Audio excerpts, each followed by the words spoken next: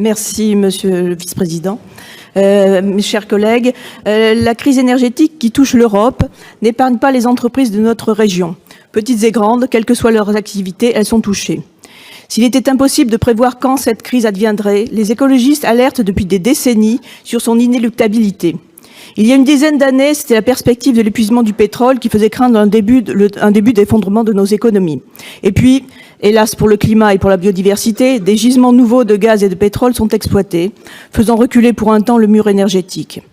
Face à la flambée des prix de l'énergie qui n'en finit pas, des entreprises sont étranglées, confrontées à un problème de survie à court terme et risquent de se poser la question de délocaliser à moyen terme.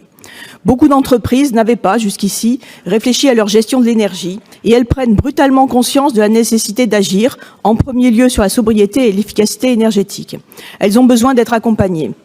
Le bouclier tarifaire mis en place par le gouvernement ne touche pas toutes les entreprises. Il faut donc aider celles qui n'en bénéficient pas, mais aussi anticiper, car ces mesures ne vont pas durer. Depuis des décennies, nous alertons sur l'indispensable prévention en matière d'énergie.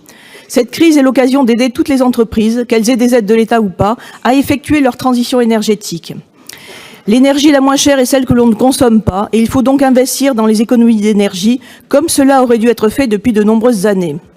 Aujourd'hui, le mur est devant nous, l'urgence pousse à agir extrêmement rapidement, puisque des usines fortes consommatrices d'énergie, que ce soit de gaz ou d'électricité, ont dû mettre à l'arrêt leur production ou réduire fortement leur activité. Adiceo est cité dans le rapport, mais c'est aussi depuis quelques jours Erastil, toujours à Commentry dans l'Allier, qui a mis ses ouvriers au chômage partiel en fermant 2 fours. C'est tout un bassin économique qui est durement touché par ces baisses d'activité. Ce plan est bienvenu dans l'urgence pour soutenir et accompagner ces entreprises qui vont être en grande difficulté et nous le voterons. Cette crise énergétique devient une crise sociale et risque de déboucher sur une crise économique d'ampleur. Ce plan est un plan d'urgence avec peu de moyens, ce que nous déplorons.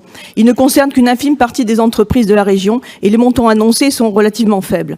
Alors qu'il faut penser le long terme et accompagner toutes les entreprises, même celles qui ne bénéficient pas du bouclier tarifaire, quelle que soit leur taille, même celles qui bénéficient du bouclier tarifaire, quelle que soit leur taille, pour qu'elles s'affranchissent des énergies fossiles, gaz et pétrole, et de l'électricité nucléaire. C'est bon pour le climat et bon pour réduire leur vulnérabilité face aux crises géopolitiques. Les économies d'énergie doivent être la priorité. Des aides en ingénierie ou financières, que ce soit des prêts ou des subventions, doivent être allouées pour transformer les process de production et pour isoler les locaux, industriels ou tertiaires. Les aides aux entreprises en général, jusqu'ici données sans critères, doivent être conditionnées aux économies d'énergie et au recours aux énergies renouvelables. Il faut revoir les modalités d'attribution pour préparer l'avenir. La crise énergétique actuelle a de multiples causes, comme la guerre en Ukraine, mais aussi la baisse importante de la production d'électricité nucléaire. L'investissement dans le nucléaire n'a pas baissé en France depuis 20 ans, contrairement aux idées reçues. La filière nucléaire est une impasse et elle est une des causes de la crise énergétique actuelle en France, ce sur quoi les écologistes alertent depuis plus de 40 ans. Cette crise est le fruit de l'aveuglement des pouvoirs successifs et cette situation aurait pu être évitée si les écologistes avaient été entendus. La transition énergétique est une affaire sérieuse et la croyance dogmatique dans le nucléaire a fait perdre beaucoup d'argent public, a affaibli EDF et a fait prendre du retard au développement des énergies renouvelables et des économies d'énergie. La production a diminué à cause de l'allongement des périodes de maintenance et par le lancement d'opérations visant à prolonger les réacteurs les plus anciens et par la découverte de défaillances, corrosions et autres fissures.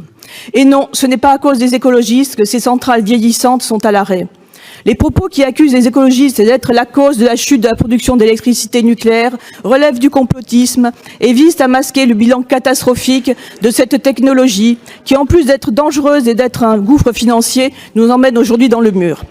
Mais revenons à notre rapport. Le plan de solarisation des entreprises et des exploitations agricoles tel qu'il est présenté dans ce rapport est une bonne mesure. Mais nous pensons qu'il faut aider les entreprises qui le souhaitent à s'appuyer sur d'autres énergies renouvelables, que ce soit la méthanisation, la géothermie, et à utiliser tous les procédés existants comme la récupération de chaleur ou l'usage de la biomasse. Il faut aussi mieux accompagner les projets d'écologie industrielle et de mutualisation au sein des zones d'activité, comme la construction de réseaux de chaleur par exemple. Les dispositifs d'aide sont nombreux, qu'ils soient d'État, de la région ou d'autres collectivités territoriales. Aider les entreprises à les mobiliser est une première étape. Aussi, nous proposons que la région mette en place un guichet unique pour aider les dirigeants d'entreprises, en particulier TPE et PME, à se retrouver dans ce maquis de dispositifs. Ce guichet unique permettrait aux entreprises de trouver des renseignements et de l'assistance, tant sur le plan financier que